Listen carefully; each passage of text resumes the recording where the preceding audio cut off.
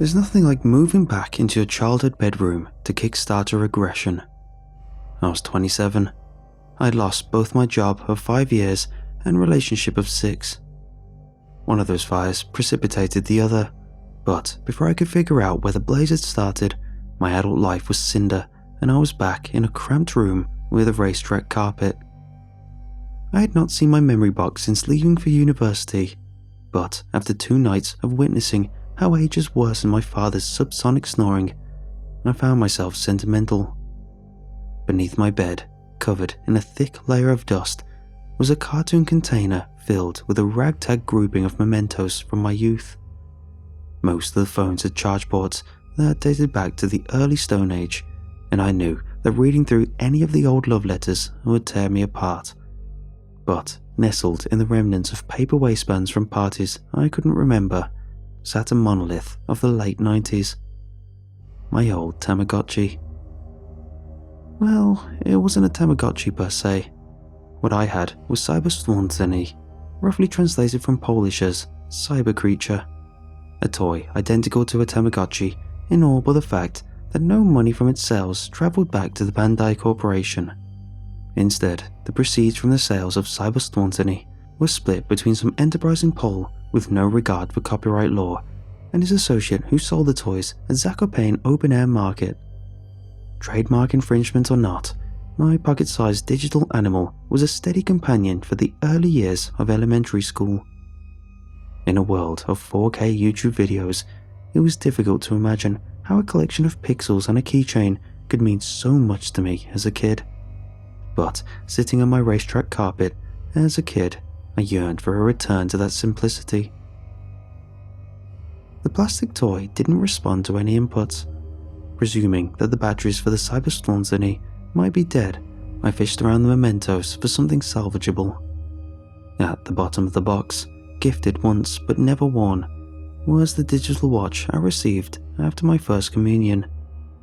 The button batteries that the watch ran on fit snugly inside of the Cyberstwontheny, but even then the toy refused to turn on. Back in the playground days, most of my friends had a digital creature of their own. The nationality of our knockoffs ranged from Vietnam to Ukraine, but they all functioned the same way. With the help of the plastic key that came with the toy, any amount of neglect could be undone. For a good 4 years, I carried the small bit of plastic in my pocket on the off chance that disaster struck. But when I truly needed it, the key was nowhere to be found. I emptied out the whole memory box in hopes of finding the resuscitation device, but it soon became clear that the key had fallen victim to a vacuum cleaner a long time ago. The piece of paper I tried sticking into the Cyberstwontheny's resuscitation hole nearly got stuck inside. The edge of my cigarette pack didn't do much better. The only material that seemed to be able to replicate the plastic key was the passport photo of my now ex-partner that I still carried in my wallet. I had to fold the photo a couple of times so that it would fit the toy. All that I could see was one big green eye watching me. The folded up photo seemed to elicit a click from the plastic innards of the Cyberstwontheny, yet the screen remained dormant. My need to regress to childhood quickly turned into an impotent infantile rage. I was angrier about my situation in life rather than the Tamagotchi not turning on. But the big green eyes staring at me from my palm made any self-reflection far too painful. It was around 3 AM on a Wednesday.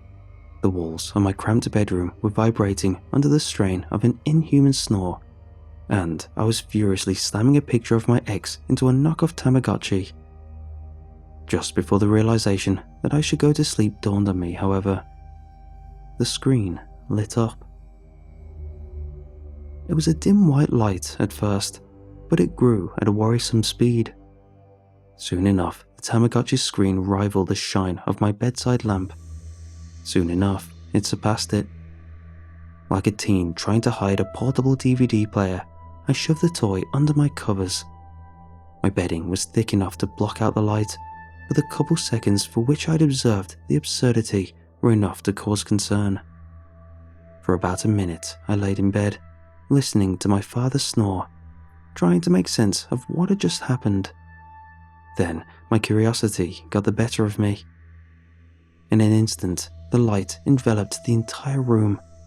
My bedroom was wiped away by a blast of bright, blinding white. All went silent. All ceased to exist. The smell of McDonald's takeout and sweat dispersed into the abyss. For a moment, I was stuck in a purgatory of nothingness. I did not stay long. The first thing I felt was the coarse plastic grass beneath my palms. As the white blindness left my eyes, I was able to see my surroundings. The faux grass quickly became irrelevant. All I could feel was hair-raising terror. I stood on a square of plastic greenery suspended in a baby blue sky. Above me there were clouds, and beneath the floating mass there was fog.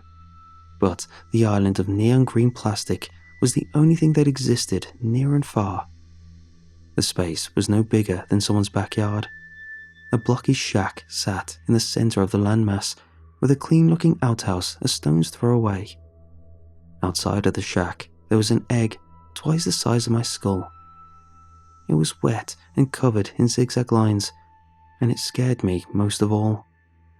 I tried to convince myself that I was having a dream, or maybe a seizure, but I was never good at convincing myself of things. It all felt too real. No amount of pinches to the arm or bites of the cheek brought me back to my room. Not being able to satisfy my urge to escape, I tried to hide. As I made my way into the shack, the wet egg gently swayed from side to side. I did my best not to think about what it could hatch into. Inside of the shack was Spartan. Pressed up against the wall was a large shelf filled with dozens of identical burgers that looked like the platonic idea of fast food. In the middle of the shack sat a lonely soccer ball. Propped up next to the window, rusted and worn, was a giant battle axe. I started pinching myself again, hoping to return to the coherent world of my bedroom. With each peck of the arm, I grew more concerned I was trapped.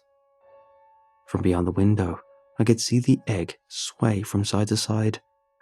It had grown considerably. The countdown to the egg hatching in my cyberspawn destiny was my first real experience with the concept of time. Prior to that, if I ever asked my parents how long something would take, they would simply tell me to count to 100 or 200, and that would occupy me enough to stop being restless. The timer read 5 minutes. Sitting in the back of my grandfather's car, crossing the border from Poland, the 5 minutes it took for the cyberspawn to hatch lasted an eternity. Watching the slimy egg bloat up from inside my surreal shack, the 5 minutes went by in a snap. The wet egg swayed from side to side, bloating bigger and bigger until its shell could no longer contain the being trapped inside. With horror, I watched the zigzag pattern split aside. New life burst from the strange egg. Croaked. A mess of red hair, a flash of pink skin. I barely saw the animal before it ran from the window. Croaked. The creature had stomped its way behind the wooden shack, but I could still hear its snorts. The sounds were deep and guttural, but they didn't sound like they came from an animal. They sounded strangely human. Croaked. Thinking that confronting the creature would shorten the absurd nightmare I was stuck in, I opened the door of the shack. The moment I spotted the beast, I slammed the door shut and grabbed the axe. The thing outside was beyond comprehension. The memories I had concerning the Tamagotchi never revolved around the actual toy. My digital pet was just a collection of pixels. What truly brought it to life was my commitment to its well-being. Every morning before I even got out of bed, I would make sure that my cyberspawn didn't need to go to the bathroom. My math classes, my social studies classes, hell, most of my elementary school existence was spent with a plastic keychain hidden beneath my desk, making sure my digital friend was well fed and not bored and comfortable. The creature itself was just a collection of 24 pixels, It was my imagination that sharpened the image. Crouched. Outside the wooden shack stood a monster.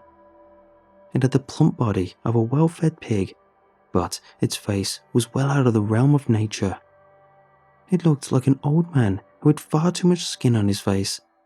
A tuft of hair that was far too red rested on the beast's scalp. From behind the folds of flesh, two small black eyes stared back at me. The animal seemed to have no interest in me, but I refused to let go of the axe. It just roamed around the plain of fake grass, occasionally sniffing at the plastic with its oversized human nose. I picked at my skin until I drew blood, but my body refused to wake up from the nightmare. After a solid 30 minutes of sheer terror, the world turned even more confusing. Crouched! There was urgency in the animal's call now. Something was wrong. The creature was unhappy, and its discomfort was sending ripples through the strange world I was trapped in. The bright blue sky outside started to crack in the streaks of bloody red. The earth shook. Crouched, crouched. The animal was looking at me through the window. Past the flabby skin, I could see the creature's black eyes. It wanted something from me. It didn't take long to figure out what.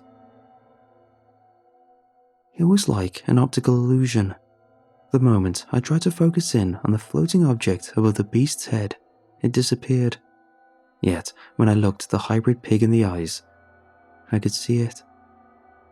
An image of a burger floating above its head like the halo of an obese saint.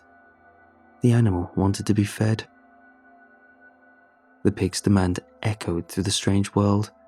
My wooden shack quivered under the weight of the animal's tenor. Not wanting to see the full extent of the creature's anger, I grabbed one of the cold burgers off the shelf and stepped out on the plastic grass. I didn't realize I left the axe inside of the shack until I was standing in front of the beast.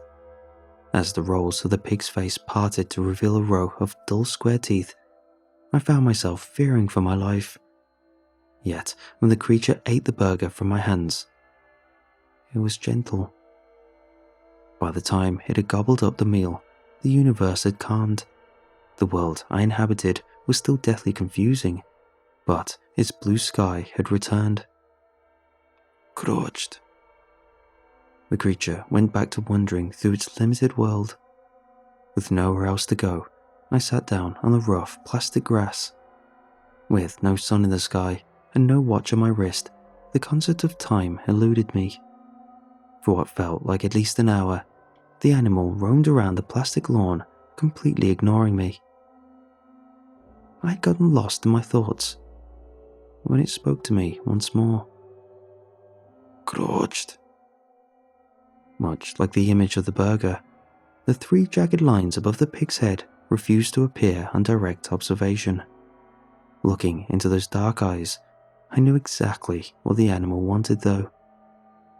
Unsure of the creature's dynamics, I opened the door to the outhouse. The beast stood unsteadily on its hind hooves as it entered the latrine, and the sounds that it produced were beyond discomforting. Yet, when the pig had finished its business, the outhouse was surprisingly clean. I recognized the burger that floated above the animal's head. I recognized the stink lines. I had seen the signs in my youth. Back when my entire world could be diluted into a handful of pixels hiding beneath my desk, the signs would guide me in caring for my cyberslothstony. The floating burger meant the creature was hungry. The stink lines signaled a need to use the bathroom. There was a third signal that I didn't need to wait for. As the creature roamed around its small patch of plastic greenery, I retrieved the soccer ball from inside of the shack. Crouched. There was a hint of joy in the pig's throaty cries. A big red heart shined above its head. We kicked the ball back and forth until I got tired. The animal didn't seem to mind our game ending, but it was thankful for the attention. As it lay down on the grass, it nuzzled me with its wet human nose. I slept on the plastic lawn. I slept hoping that I would wake back up in my childhood bedroom in a world that was discomforting but understandable. When I woke, all I saw was baby blue sky. The burgers lacked any semblance of taste or smell, but they fed me. The outhouse provided a place to relieve myself, but it never showed any signs of use. My existence in the strange digital world still made me uncomfortable, but I no longer felt the need to pinch my arms. I knew it wasn't a dream. I knew I was trapped. With no sun in the sky, there were no days to count. At first, I made an effort to keep track of how many meals I'd eaten to gather some semblance of the hours that had passed, but I quickly lost count. Time was passing, yet with no way to quantify the passage, it quickly became irrelevant. The thoughts of my unemployment, my housing situation, my broken heart, they all quickly became irrelevant as well. Somewhere in the back of my head, I remembered my old life. I remembered the hurt. Yet, with nothing to remind me of my sorrow, the thoughts quickly drifted away into the realm of the abstract. My responsibilities had changed. I no longer had to earn a paycheck or balance a social life or make something of myself. All I had to do was take care of my cyber Schwarzenegger. With each burger that I ate, with each kick of the soccer ball, my old existence grew distant. All of the responsibilities and pressure of adult life had dissipated into an elaborate version of the imaginary world of my childhood. My digital pet was my only companion, and after a while, it felt like I could live out the rest of my existence with nothing but its dark eyes and cold nuzzles. There was no sun to track the days with, yet eventually my body made it impossible to ignore the passage of time. I was far too heartbroken to shave when I first moved in with my parents, yet the light scruff I had entered the digital world with had turned into a beard that reached down to my chest. My nails had extended far longer to look more like claws. There were no mirrors in the strange realm that I was trapped in, but when I touched my scalp, I could feel the hair on the top of my head growing thinner. For a couple dozen meals, I tried to ignore the fact that I was aging, but as my back started to strain under my games with the cyber Schwarzenegger, my body's degradation became unavoidable. I found peace in the strange block of false greenery, yet a lifetime of peace was not what I wanted. The breather from reality that the resurrection of my Tamagotchi afforded me was a welcome respite, but I found myself longing for the real world. I wanted to make something of myself. I wanted to have an impact. I wanted to love again. For what felt like weeks, I roamed by the edges of the floating cage, trying to figure out how to escape. Leaping down into the bright blue abyss was the first option that came to mind, yet that felt more like death than a plan of escape.